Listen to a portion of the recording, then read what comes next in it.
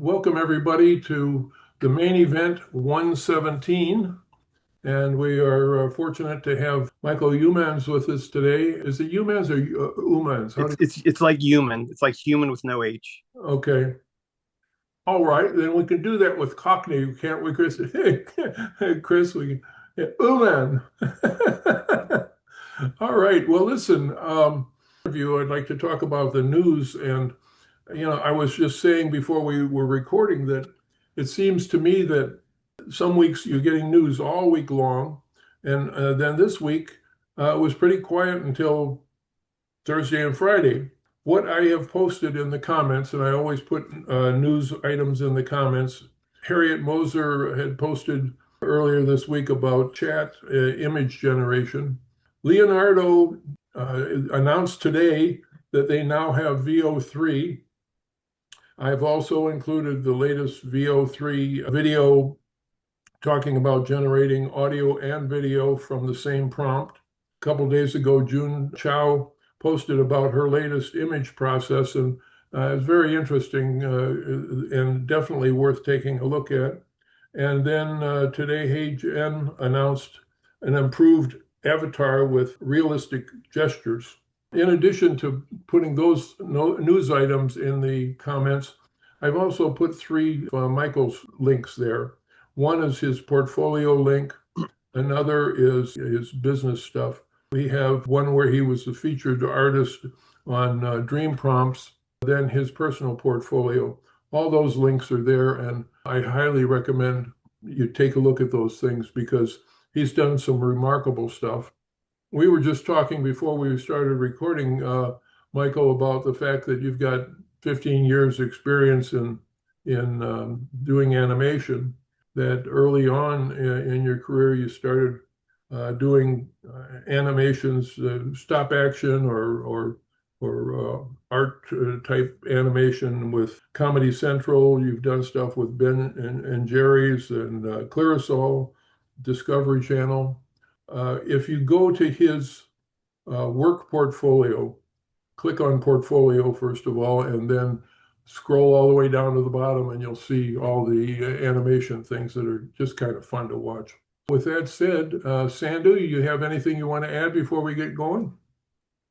No, we talked last week. Is another news. It's obviously Azimuth booth, but it's okay. I think it's good.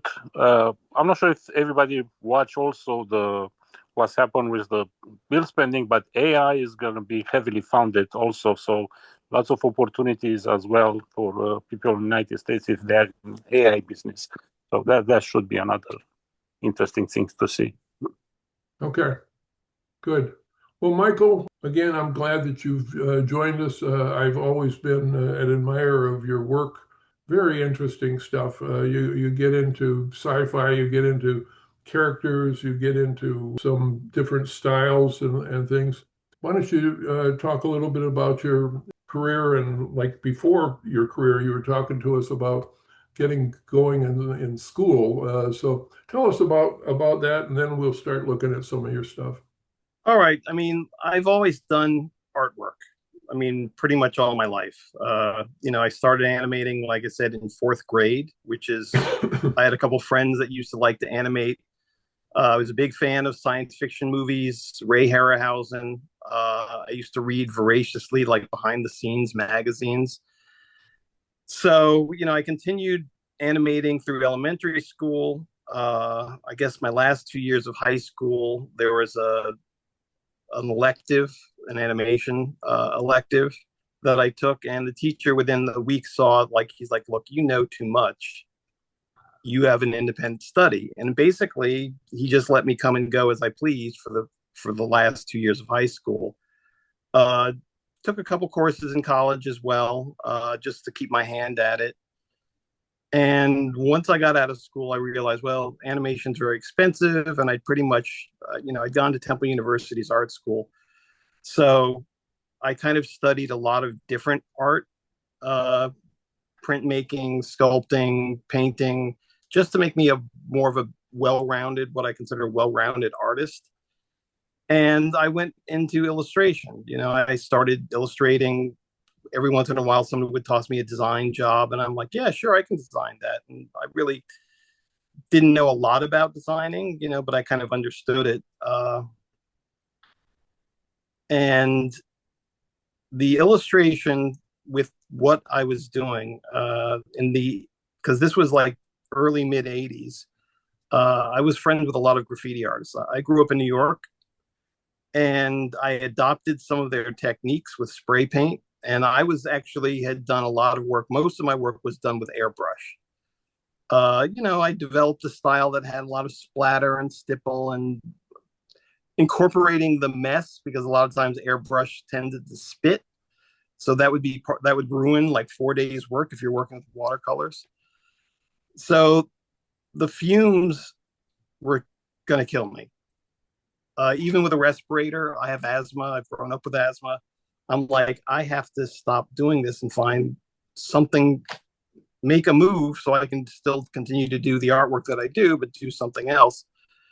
And I remember there was an advertisement in Heavy Metal magazine looking for artists for a company called Charlex, which was at the time like a very innovative post-production house. They did a lot of effects work. So I dropped my portfolio off, and they liked it. And they're like, hey, you want to come in and intern? So I was 27, and I'm like, sure. So I basically was a night intern for like 5 or 6 months, just coming in at night, teaching myself what was called a Quantel paint box.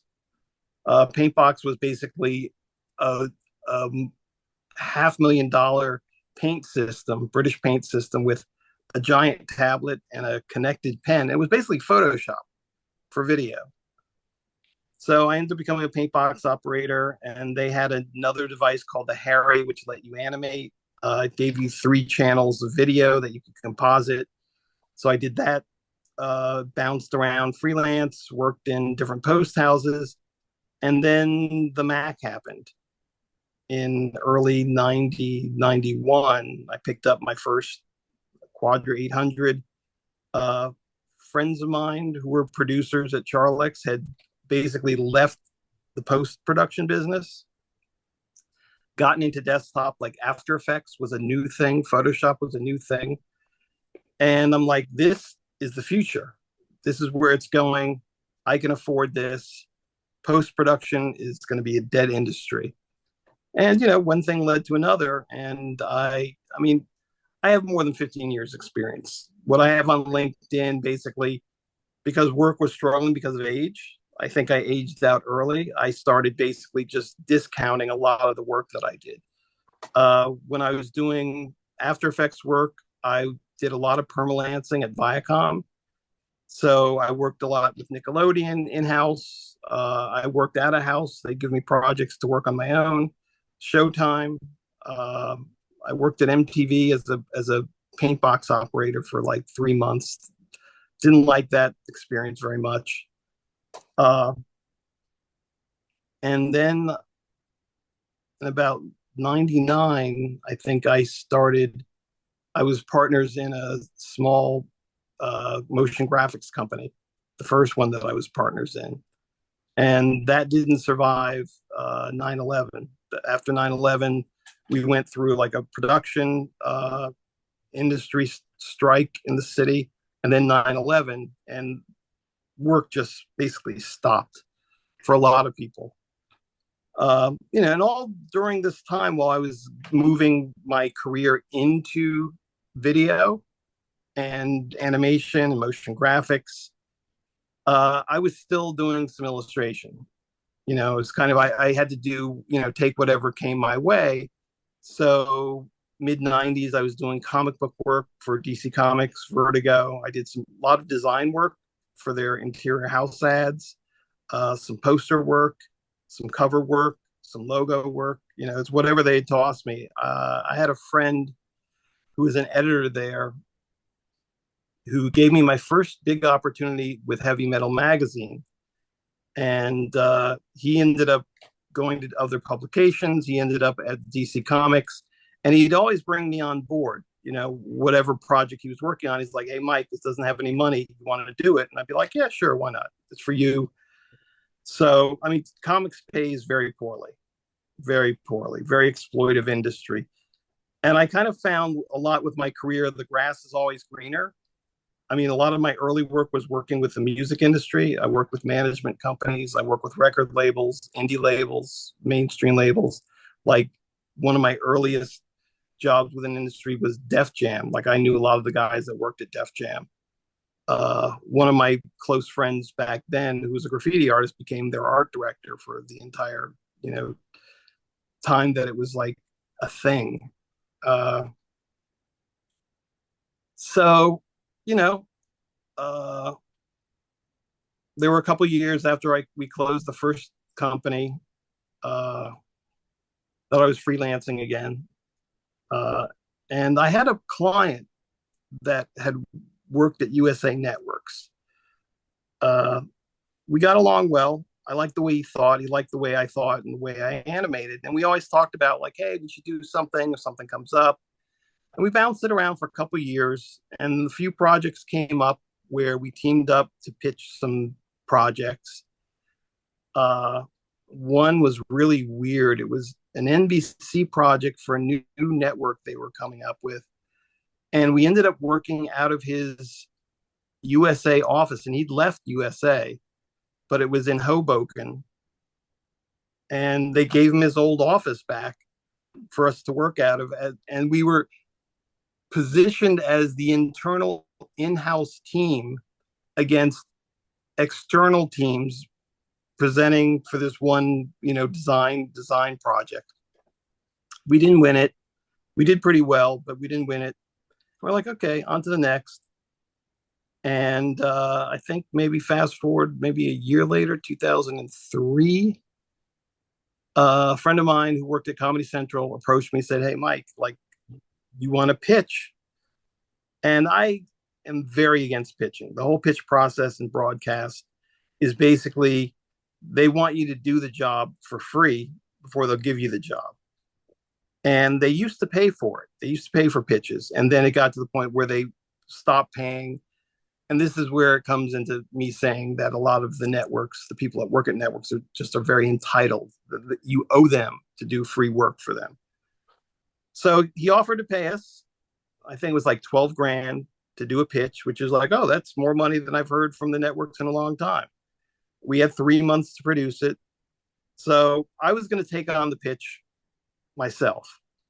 And I called up my friend Lou. Hey, Lou, you want to do this? He's like, yeah, sure. I'm not doing anything. It was in the summer. And I called two of my old interns from my previous studio. We worked out of my apartment for 3 months, developed a pitch book. And it came down to the day before we had to present. And we presented some stuff along the way. And again, my friend really liked what he saw. And we were pitching against some really big names in the motion graphics industry. We're like, what do we call ourselves? Because we didn't have a name at that point. And that we were listening very heavily to this album, Deltron 3030. It was like a hip hop album. And they had these interludes, which were like just silly little, like, 1 minute jokes, people talking nonsense. And they had the interspectacular rap battle, which was, it's your mother versus the machine, interspectacular rap battle. We're like, it cracked us up all summer every time we heard it. So we're like, why don't we call ourselves Interspectacular? And obviously she's building kind of tension as a character. But honestly, when I'm writing, Michael, you've got your microphone on. It's up to me to make her talk. Thank you. Go ahead. So at that time, every production company and design company had like these really cool names like Air, Breath. It was all very short names. And we're like, Interspectacular. That's the most ridiculous name we could come up with. We're like, that's what we're going to call ourselves. So we went to the presentation. We knocked it out of the park. They gave us the project. And basically it was like a $500,000 project. And we're like, okay, we got the project. It's just really me and my partner and two interns. How the fuck are we going to do this? So we immediately scrambled, found a space downtown. Again, my partner Lou had worked at a post production. We had very similar backgrounds. It ended up we went to the same high school in New Jersey. He had worked in post production doing paint box stuff as well. So he'd worked at a post house down in Chelsea, and he called his own old boss and said, "Hey, do you have space for us? Can we rent a room?" They had a storage room, so they gave us the storage room. They cleaned it out, and that was our first office. And we assembled a team of like friends and allies, people we knew in the industry, and we went to work. And the Comedy Central gig lasted us probably like off and on 3.5 years. Like we worked on other projects. The first one was like, I think a year, like we would present them and do more stuff. And they asked us to do these animated characters based on our pitch book, which was, I'd done all these doodles and drawings. The style was kind of street art. So it was kind of very subversive. And the style at that point was very original. Like we were using After Effects to produce things that were more like stop motion, felt all the drawings felt like they were handmade. And we set up a rigid set of rules that we don't want it to feel like computer work. We want it to feel like it originated by the human hand. So we had cutouts, collages. We animated handheld. We basically tracked some handheld. So all of our motion had this loopy handheld thing and would end with this kind of weird easing. It was pretty original because pretty much every design studio imitated it. Like after a couple years, like we would see every studio doing the same thing. At that point, street art was pretty big, and like I said, I've always had like a hand in different subcultures, graffiti, comic books, things that interest me. I kind of do a deep dive in. The other thing that happened is urban vinyl was a new thing. Again, populated with a lot of former graffiti artists, designers. Kid Robot was one of them. So in the design industry, motion graphics, what happens is the creators will like see a style they like, and they'll just rip it off. They'll just take it. Oh, I want this to look like Shepard Fairey's work. I want this to look like so-and-so's work. So they'll kind of imitate it. And my philosophy is like, why don't I just call them? Like I kind of vaguely knew Shepard. So I reached out to him and say, hey, we got this project, and we had to do like 16 IDs. So we were going to do some animated character IDs, but we also wanted to incorporate other illustrators and designers and artists. So Shepard agreed, and he got his design studio to submit a couple things, just elements. I reached out to graffiti artists to contribute some alphabets. Reached out to some toy designers, some really good illustrators. Like there's this one illustrator, Tristan Eaton, who's become like a really famous mural designer now. He's kind of left as a toy producer, he kind of left that scene and became a muralist in LA. But we had him design some characters, and we produced the animation. So our first handful of animations were, done using Flash and After Effects. I would hire animators. During my tenure of freelancing, I worked for a company called Broadcast Arts. That was one of the first companies I freelanced with. They did Pee Wee Herman's, Pee Wee's Playhouse, and they were a well-known animation studio. They eventually became Curious Pictures. And Curious Pictures, actually, when Interspectacular started, after the first year or two, they became our agents. They wanted to represent us. So we had access to a bunch of freelancers that had worked there, who were basically traditional animators who worked with Flash. I mean, my feeling has always been get the right person for the job. So it was always hiring the right illustrators, hiring the right writers, designers, And my partner Lou and I were kind of orchestrating. We were creative directors. You know, sometimes the genius would come from us. We would design some boards, and a lot of times it wouldn't. It would come from, like, we'd hire a designer here. This needs to be like this, and we'd direct it, and we'd make sure, like any small agency, that it fit what the client's needs were. I mean, and there was a lot of battles between Lou and I. Had a lot of different ideas in terms of design, but we were senior creatives. So you would kind of look at things this way and argue about it, look at things this way and argue about it, and look at things. So by the time we presented it, it had been really well thought out and considered. So the Comedy Central work was probably some of our best favorite work, but because we did so many animated character things, we started to get hired by agencies. And when we started Interspectacular, even though it was on the back of a broadcast company, Lou and I were so fed up with the networks and the cable nets because of the sense of entitlement and kind of bullying. They would kind of bully you into taking, like, take it or leave it. Take this job, you know, we're not going to pay you anything. And they kind of pretended like they were agencies, like they're kind of like agencies' redheaded sister.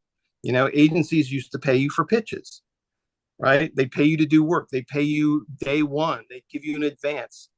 Networks wouldn't do any of that stuff.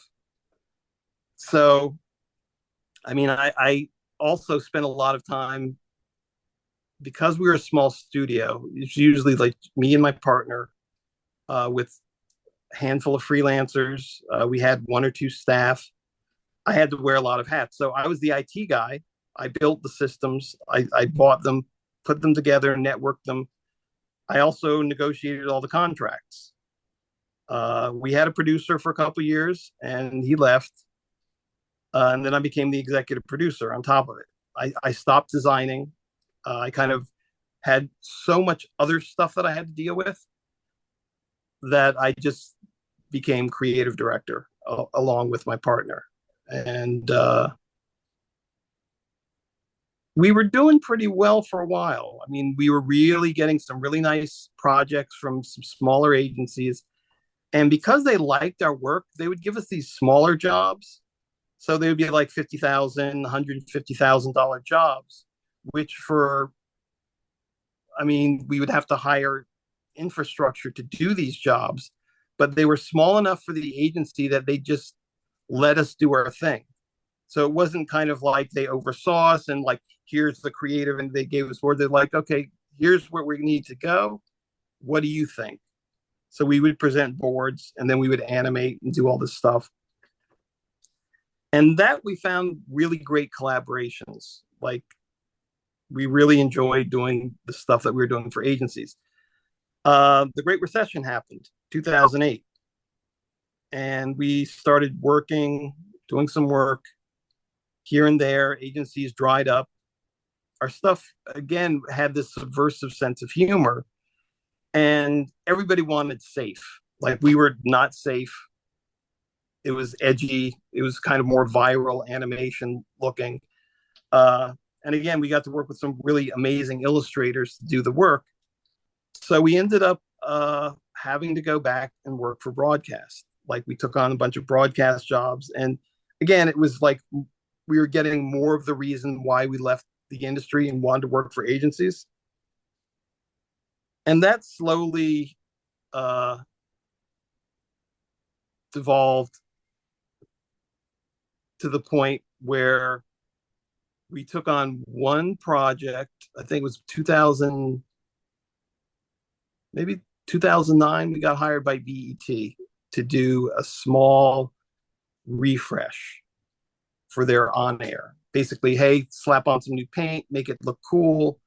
And it was for the same guy we did the work for Comedy Central.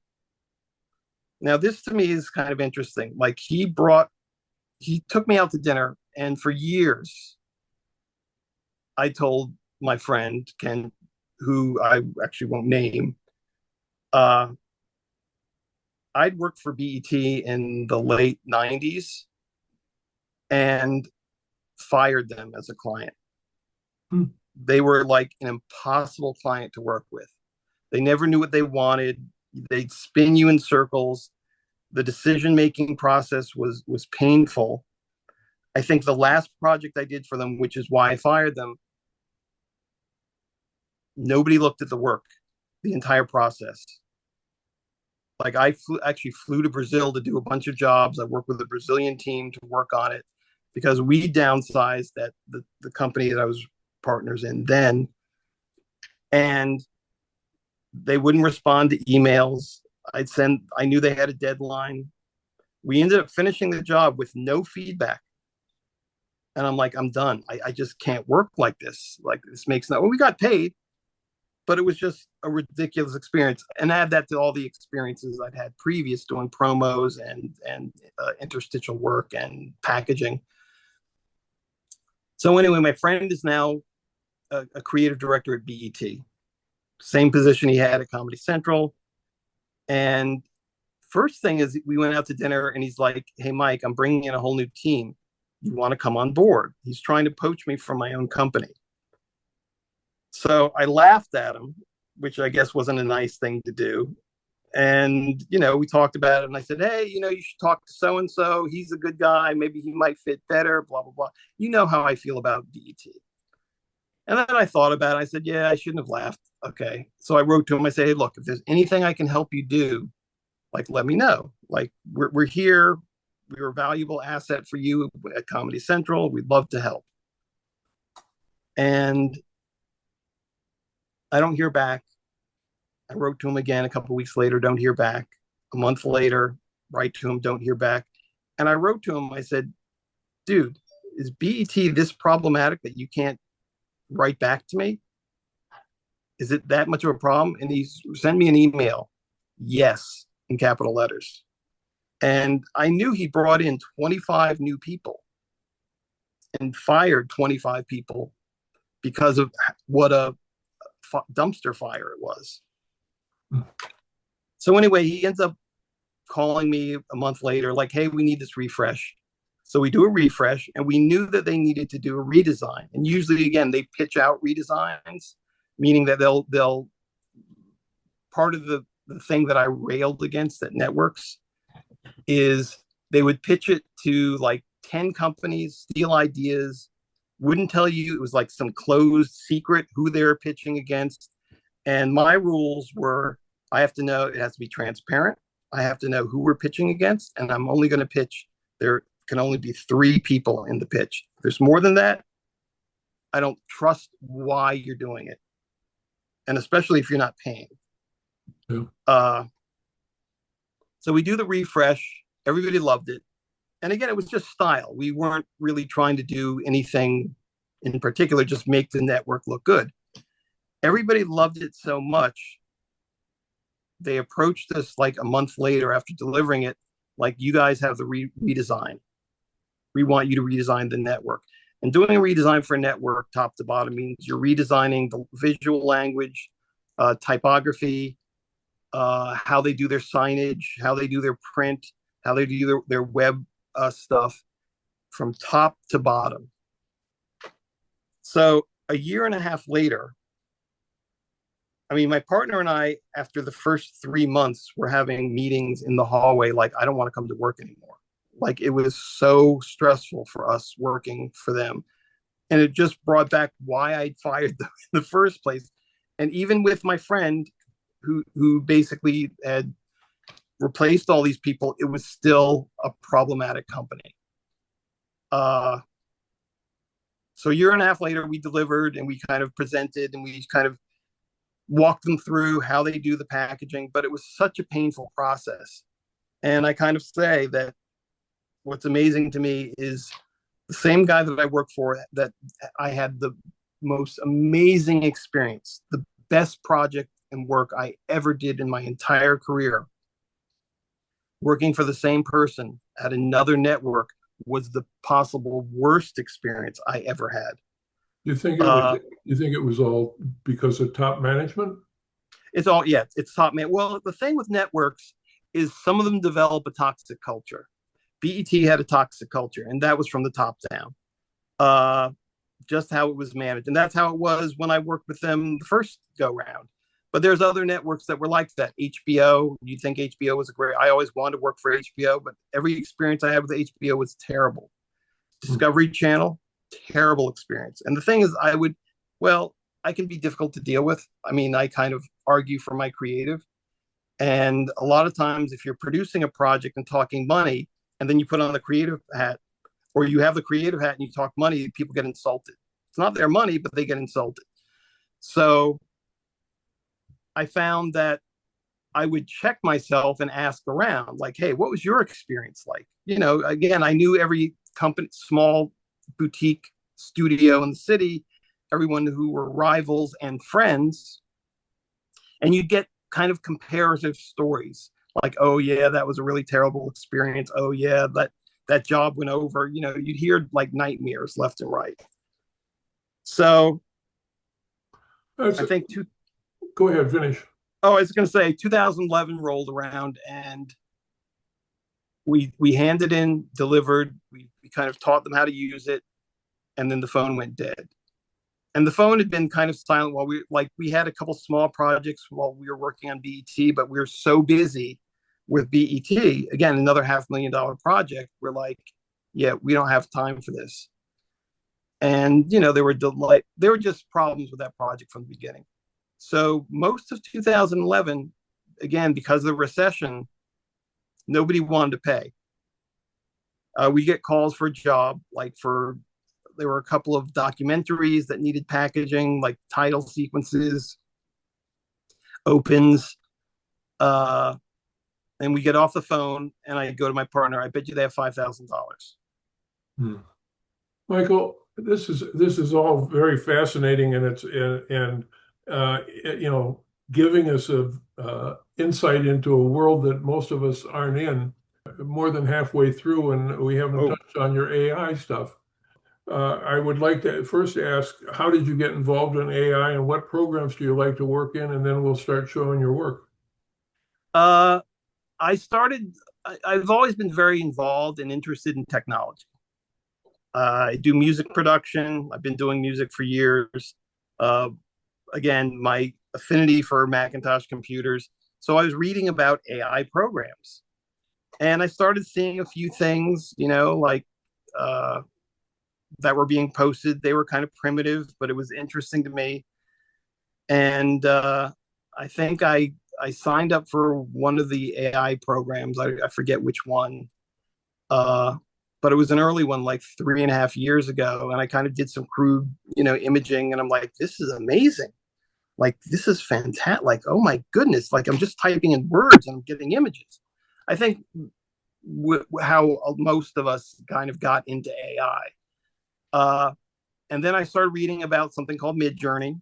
So I signed up for Midjourney and I started playing with it. And I was like amazed how much better the imaging was. And this was Midjourney, I think, 4 that I started with. I think we were all in love with 4. Yeah. And I just have been going from there. I think over the past couple of years, I think Midjourney has gotten worse in terms of doing the things that I try to do. It's gotten better at photorealistic images, but less so with illustrative images. So I kind of veered towards Niji a couple of years ago, and I kind of used that more often because I found the figures were more expressive and they worked better.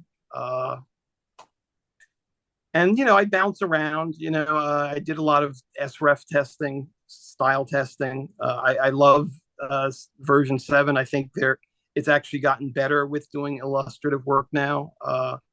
I'm hoping they do an EG7. I do some stuff with Leonardo. I have a sub with Leonardo, and a lot of times I'll test my prompts in Leonardo. I'll go to ChatGPT, drop in what prompt I'm using in Midjourney, and I've used ChatGPT. I think I've developed a good back and forth with it as to who I am and what I'm looking for, and I have it converted because each program you work in understands language in a different way. They've all been trained a certain way. So I use ChatGPT as a translator to translate for specific platforms. And I found you can get better results doing that. let me explain to people. Michael sent me his PDF of his work because he's on a tablet right now. And so I'm going to share my screen. And Michael, you can just tell us about stuff. Then I can change it as you tell me to. Yeah, I mean, this was something that I did in EG, and a lot of the stuff that I have is I like to work in specific genres. I have a couple of standard prompts that I use when I'm testing and developing styles. So this was like an EG fantasy. I have a handful of fantasy prompts that I use where I swap out the SREF code. Sometimes I combine codes. This may have been one where I was using what do you call it when you kind of story the mood boards. I think I was Yeah. using mood boards with this one. I mean, I do a lot of combination of my personal style. Most of the things are done using my personal style. Sometimes I combine them with fashion mood boards, fashion, and I've developed a bunch of genre specific mood boards, like for science fiction, for robots, for usually the subject matter that I like to work in. And you can There's a couple of images. I don't know why this. There we go. yeah, from There's the same in the from the series. same set. And this was done in Leonardo. And what I did is I took a bunch of uh, I developed some really unique looking fantasy images. They were kind of more bizarre and abstract. And I took a bunch of them into Leonardo and trained Leonardo with that style. And again, this is just kind of a lot of experiments I do going back and forth. And yeah, this was part of that same set where it was Niji trained Leonardo uh, set. Yeah, Michael, another thing which I do it at least, you can take Niji, and I agree with you from artistic point of view, something which is got that kick, visually speaking, as a style, and you can use it as an SRF for V7. That works also very well because actually Yeah, transfer that style kind of. yeah, I've noticed that version 7 is better. Like I'll take a Niji image and use it as a style prompt. I found the mood boards don't seem to work as well for me in V7. This was done in V7. But it was using an SREF code that I had developed for Niji. And again, this is one of my handful of fantasy prompts. Uh, this Oh yeah, this was also V7, and I used some images that I'd done in Niji. I think Niji version 5, maybe.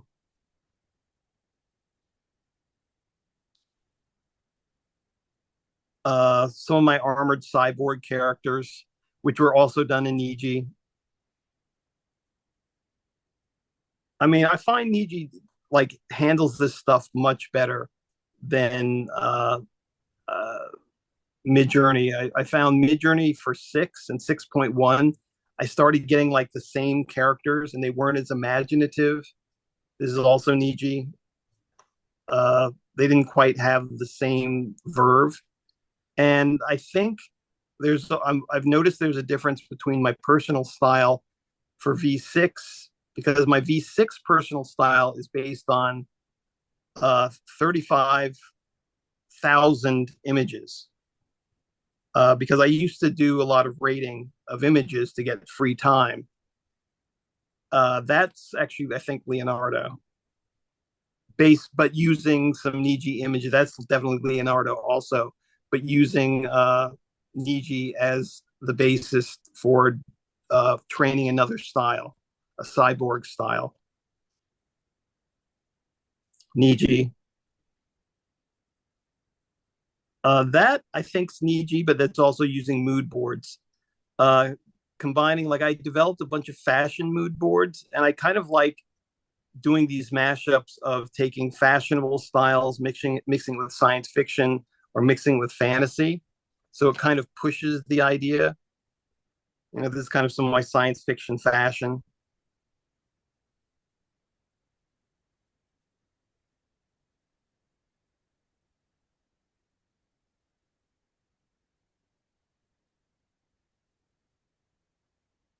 And I think all these were Niji, out of Niji. And I found Niji's more versatile than people think it is. This is more fashion stuff. And this is definitely Mid-Journey, but I think I was using older prompts that were from Niji and using some style codes that I developed in Niji. And the work is totally different. Doesn't look like it at all like it did in version 6. More Mid-Journey. This is more Mid-Journey fashion. That's a Leonardo fashion based on Mid-Journey fashion images.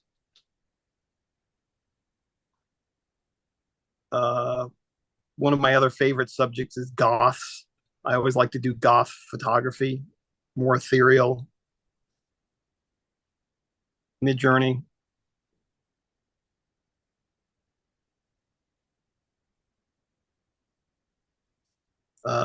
Yes, more Mid-Journey. Also, I think trained on some SREF files and some Niji. That's Mid-Journey. That's Mid-Journey. I'm doing a lot more work with Mid-Journey because I'm trying to push what V7 can do. That was with Leonardo. And this is Mid-Journey. I have a bunch of prompts that I use for doing horror. Again, a lot of my subjects are like science fiction, comic book related, pulp related. Having been an illustrator, I kind of have a deep wealth of illustration. Like I was a big fan of comic artists and I was a big fan of illustrators. So sometimes I spend time trying to I wanted to, make this feel like it comes from the 60s or the 50s or I like this artist style, that type of work. And here's some comic book styles that I was working on, which I really love this style, the line work for this. It's another Niji style. And like I was saying, I find Niji more versatile than people would think it is. It's not just about doing anime. But I also found that this style was very difficult to get the results you asked for, but you could get some really great, bizarre returns. This was also Niji. What levels stylized do you use usually? It really depends.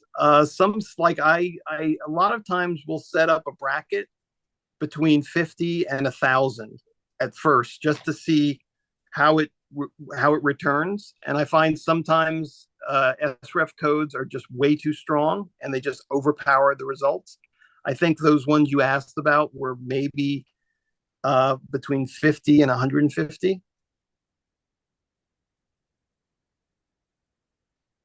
But, looking at all this work, like I said, I spend a lot of time just playing with styles, pushing styles that I think would be handy for doing illustrations or doing character development or, because there's always been this discussion over the past bunch of years since creatives have been using AI. This was done with Niji 6 or 5, actually. This was Niji 5.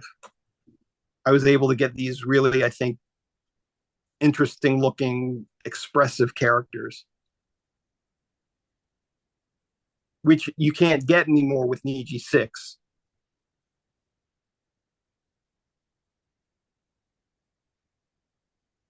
Pirates is a favorite subject, cowboys. Nuns with guns is also a favorite subject. Nun assassins. There was a movie called Ms. 45 that is from the 80s, which has this one scene of the protagonist dressing up as a nun and having a gun tucked into her garter belt. And that image has always stuck with me. It was like, wow, that's so when I find SREF codes that I think might produce a good image, I pull out and I have a handful of these nuns with guns prompts that I reuse.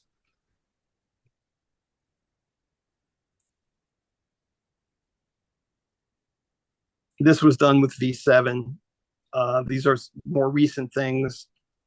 And, I'm a big fan of like airbrush work, again, going back to my starting point of being an illustrator.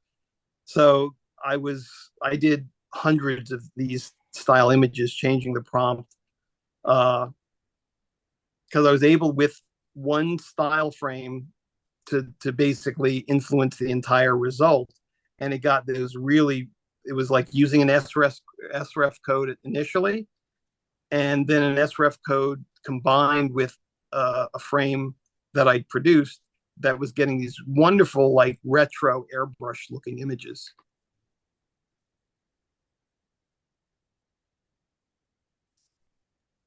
Many of them also, they have the feeling of the fantasy art back in 70s, Boris Vallejo type of. Yeah. I mean, that's a big influence on me, 70s. I mean, again, growing up, I was like an avid reader of like fantasy books, science fiction books. My mom worked in publishing, and she'd encourage me to read whatever I wanted to read. I mean, when I was young, I belonged to the science fiction book club where you get like 10 books for a dime, and then they send you books every month. And I was constantly like reading, things like Asimov and Bradbury and what have you. And those were my formative years. That was a whole set of them there. People, I would like to open up the floor to have you ask questions of Michael. Anybody got something they'd like to ask? I have a question. Sure. First of all, fantastic work, Michael. I love all of it. Thank you, Eric. And your range of style. I remember some of those MJ4 artworks that it produced. Sometimes I go back to MJ4 if I have something particular in mind. There's no rule to stay with the latest version just because it's the latest version. Exactly. I was wondering, being an animator, if you've jumped into doing AI video yet. I dabble. I'm not a huge fan, and I have a lot of issues with all of these AI platforms. We're basically paying to be alpha testers for them. And it costs a lot of money to generate video stuff that is wonky and wrong. And they aren't catering to the professionals. I went through this already with the original desktop editing and animation tools. Like I said, After Effects 1.0, all the early editorial tools, coming from post houses where they specialized in film to tape and color correcting and editing. Then you get these desktop tools that you kind of incrementally would get more controls and incrementally get better. And, that was a long and painful process going through that. I'm not really that interested in going through it again until, like I said, I keep my hand in it. I'll test something out.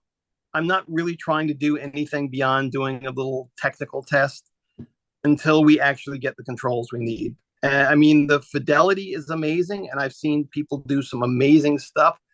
I'm just not a fan of patting my head and rubbing my belly at the same time and having to develop a process of like, I jump into this program and I jump into this program and I jump into this program. It's just more work than it's worth until they give us the controls we need. Anybody else got a question? Rachel, what did you think of his fashion stuff? I thought it was great. Yeah, it's totally different. It's great for me to see different styles, and I'm more the photorealistic. So I understood what you said there about Midjourney and the photorealistic styles, how it's better in V7. Oh yeah, it's much better. I mean, Midjourney. I still play with photorealism, and I like doing some more artistic photographs. But my focus mostly is the illustration stuff, and fashion, I've kind of a big fan of street fashion, tech fashion, and I kind of combine it with some of these future things. And I keep returning back to, again, the same prompt, or I'll take an image and use describe in, Chat GPT or Midjourney and kind of get variations. And it's been evolving over the past year.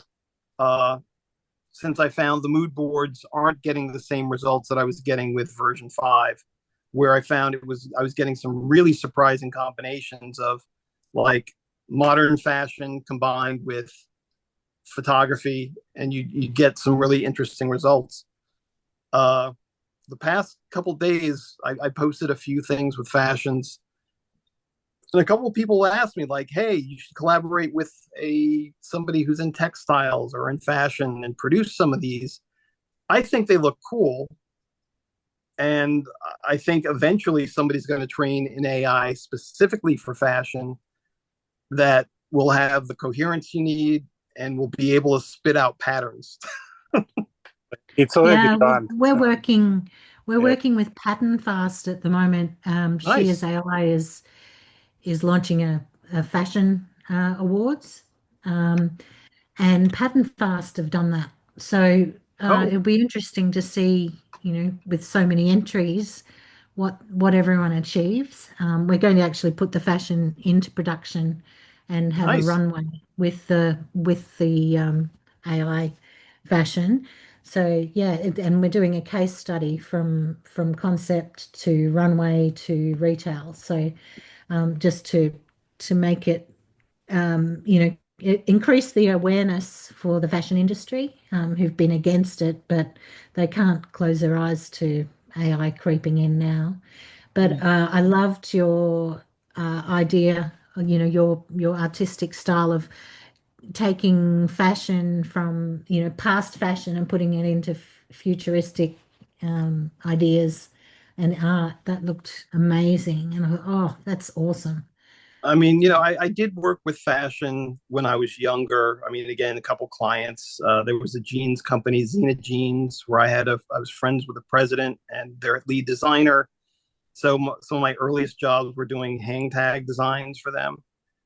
And one of my mentors, early mentors, who was very supportive of me, was Patricia Fields. Mm. Uh, I just knew her socially, but she was very supportive. And going into her original shop was kind of opened my eyes to what fashion could be. And she had a lot of young fashion designers around her doing some very like outlandish things that were really more, I think, presentable on runway. I don't think they were necessarily something you could wear in the street or the clubs. But she's been really hugely influential with uh, what she's done as a stylist. So That's amazing. Well, this is we're getting close to the end. I want you were talking about the AI animation stuff, like you are talking about pushing Midjourney to see what it can do. I'm actually doing the same thing with some the animation programs. I'll just share real quickly my latest project, which is going to take a while because I've got client work and everything besides. But anyway, sure, this is the legend of Lucky Briggs and the Shiloh Kid. Is that's sold by Whiskey Jack. yes, and it's all these kind of characters that are out of Midjourney that I'm working on. Nice. That's one thing.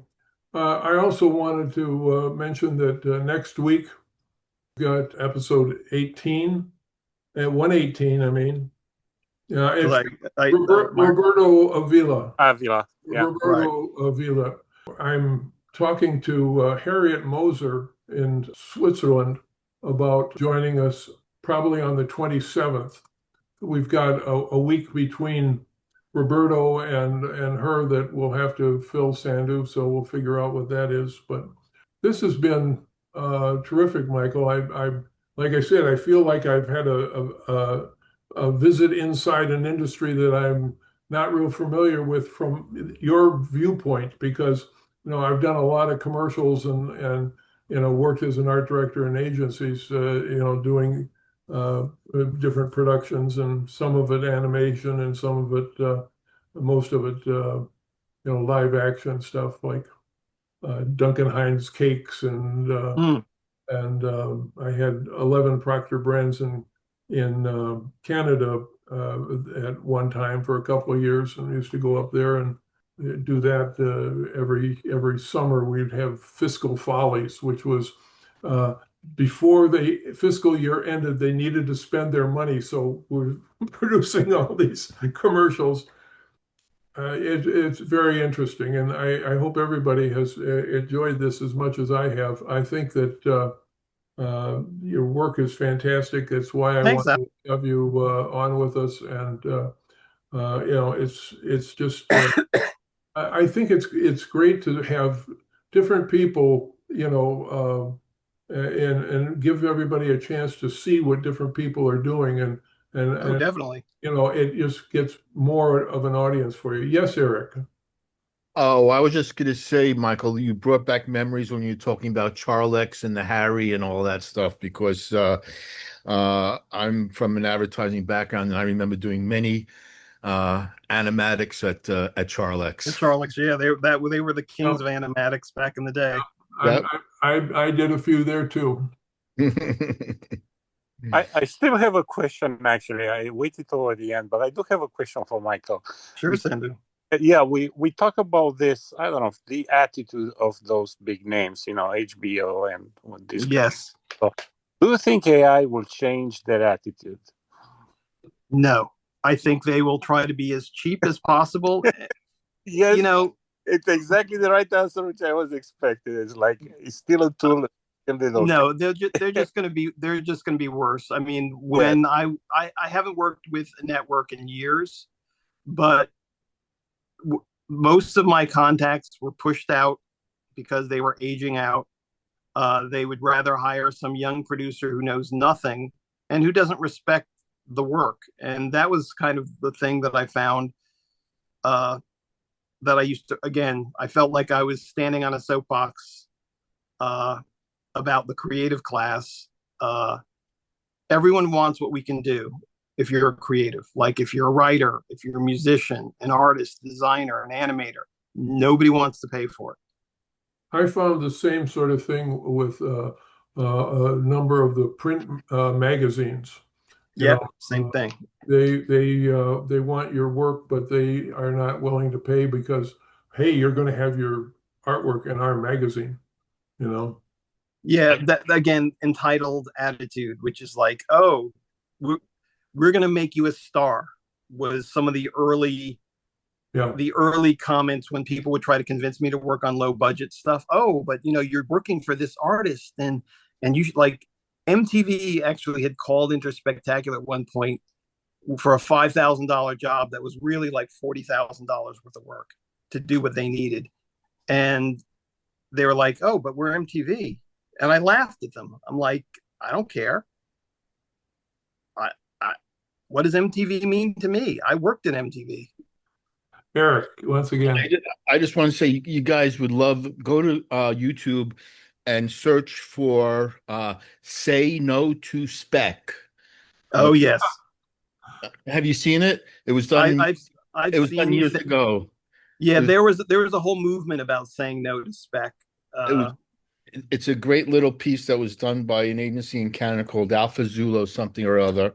And it's a great, piece. The guy goes into a deli, wants a free cup of coffee. You can become my coffee every day if I like the coffee, and they go into real people in different scenarios, and it just shows how ridiculous, it is when you look at it in other industries. So, Yeah, that's uh, funny because I used to use an example of going into a deli and getting a beer. Like, oh, I've never tried a Heineken. How much is that 6 pack of Heineken? It's $25. $25. Can I have that 6 pack of Heineken for $3? Which is our industry. Hey, there's a 6 pack of Heineken. I've never tried Heineken. Is it okay if I drink that 6 pack of Heineken? If I like it, I'll pay you for it. Like, what industry does that? except for the creative industries. Like, hey, work for free. If we like it, we'll buy it. Hi, Michael and Hello. Pigal. Thank you for a great speech about everything that you do. I loved listening about it, and I was really appalled about HBO and so on because I really see them as creative compared to many other. So that's really sad, and To I be don't know what fair, this is. Maria, Say to be say no fair, to.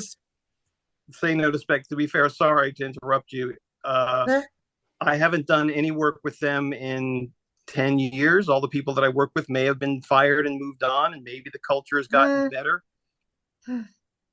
Yes, but it was also then it had been a movement and something changed, but they had that view of the work, and I think that's really sad. And I remember my daughter was going to get her first job in a coffee shop here in Borås in Sweden, and the owner said that she should work for free for 1 week to learn the trade and the machine and everything. And the guy that I was with, he went in there. He said, "You want her to work for free?" And yeah, we need that because we don't know how great she is and so on. And he said, "So while we are talking here, can you please give me a cup of coffee so I can taste the coffee for free?" No, of course not. I made my point. Yes, well, of course. I mean, I have my own opinion about cafes as well and restaurants. I worked at a lot of restaurants when I was younger. I'm partners in a small business that basically is kind of on its way out. We make chai tea. Yeah. And I've had a lot of dealings with cafes, and I don't think they're real businesses. I believe that if you cannot pay your employees a living wage, my small company paid everybody their day rate. We paid everybody a lot of money.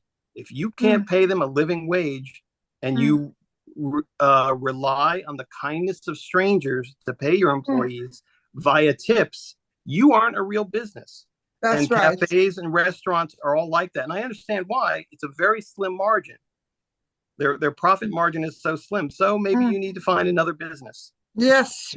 So I just wanted to ask you, because I'm doing a lot of music in AI right now. Okay. I really love the forum to be able to express without knowing instruments, but being able to get it out there. I'm an activist, so that's something that I really can use with AI. So I want to do music video. It don't have to be complicated, but do you have any thoughts on how to go about it in a good way? Because I'm used to use AI, I'm used to prompting and so on, but you need a lot of pictures in a music video. You have to make it look good. And do you have any thoughts about how I should think about that? Yeah, I mean, I would think about the length of your song first, how long you want it to be. I would develop them really short. a bunch of still images in something like Mid-Journey that are representative. Before you do that, develop a story that would fit your music and your. I mean, again, ChatGPT. But it's really hard, I was trying to prompt I'm doing a lot about Palestine now. So they say all the time, this is the wrong way. We can't do anything about Palestine. And I write back, with AI, how can we, the people, do anything if we don't even can say that we want to do a picture of Palestine and you block us on whatever forum we go in to make a picture about Palestine. So right. I think this is something that really but I think DeepSeek is better, but they don't do pictures, but they do prompting. ChatGPT don't even do the prompting if you ask them to. Right. Right now, Maria, there are tools we can have Haswiggle, which is a little bit open. Obviously, we can go on Kling. Any Chinese product actually doesn't have guards. You can use Young. There are options around, but to the point which you are saying, when there is a ban or you are not allowed to do stuff, I always go to the basic Photoshop. Yeah, I mean, so I can easily do that by hand. And back to Michael's point, because he's 100% right. Right now, any platform with AI, all of them, they are now doing what the clients are asking. I don't know. We're like in 90s, 50s with computers, where actually every big name do whatever they like until Mac came and he was started listen to the customers, and that's the reason actually Steve Jobs was very successful. But he was looking to what the customer wants, and he implemented. He said actually he's not the smartest guys. They hired the smarter guys to tell them what to do to be successful. That's very key for Mac back in 70s and 80s until Tim came, and Tim it's like a car seller. He wants just to sell and make the profit. But that's different. You know, the point where I'm going is with AI. Unfortunately, right now you need to kind of wiggle it between various platforms. But to me, the tools for creation to get what you want still is back to fundamentals. Still, you need to do some manuals. Obviously, you can do a sketch. That's the reason I'm keeping my do a sketch, go on a runway, and you can combine a sketch with something which they don't give and a character, and it's gonna be able to make you the video. That means there are tricks.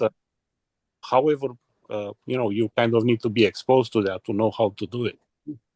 One other thing I'd like to mention, Maria, is the AI animation is a bit expensive. I mean, the last 6-minute video that I did cost me a little bit over $300 to produce. Because of the error rate. Yeah, and I mean I did it, and I did it because I wanted to, and I'm working on this new video, which is going to be probably about almost 10 minutes long. One other thing, Maria, contact me outside of this, and I will go over my process on creating videos with you, okay? Oh, thank you. Thank you, Miguel. You know, I will do that. Yep. Yes. Always, Okay, thank you. always And welcome. thank you so much, All right, Michael. Maria. I added you on LinkedIn. Great work. Okay. Thank you. Thank you. Thank you. We're gonna end the recording now, everybody. Thank you for being Okay. here. And Thank you. Michael, you Thank should you. know that Rachel is joining us from Australia in the middle of the night there, Wow. So Thank you, Rachel. it's like what, after 2 o'clock in the morning there, Rachel? It started at 2, but it's 3:15 now. It's quite reasonable. Ouch. Ouch. Get some sleep. All righty. Thank you, everybody. All right. Thank you, Thank everybody. you. Bye. It was